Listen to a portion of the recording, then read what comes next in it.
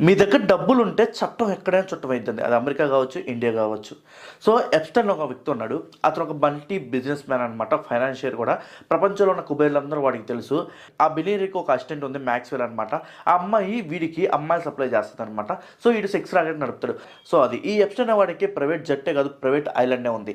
Business mans వీడికి డబ్బులిచ్చి అమ్మాయిలు తెప్పించుకొని వాడుకుంటారనమాట. అది 2019లోనే బయటపడ్డది. బయటపడిన తర్వాత వీడి మీద కేసు పడ్డది. కేసు పడిన తర్వాత ఈడు జైల్లోకెళ్ళిపోయాడు.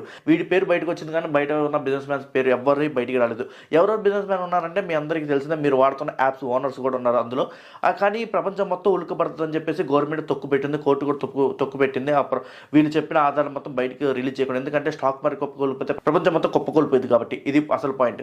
ఇంకో విషయం ఏంటంటే ఈ జైలుకి కొన్ని రోజుల తర్వాత ఈడు ఆత్మహత్య చేసుకున్నానని బయటకు వచ్చింది. కానీ ఆత్మహత్య చేసుకున్నప్పుడు సీసీ కెమెరా పనిచేయట్లేదు అండ్ సెక్యూరిటీ గార్డ్స్ కూడా అక్కడ లేరు. మీ అందరూ తెలుసు కదా, డబ్బు ఉంటే చుట్టం అవుతుందని.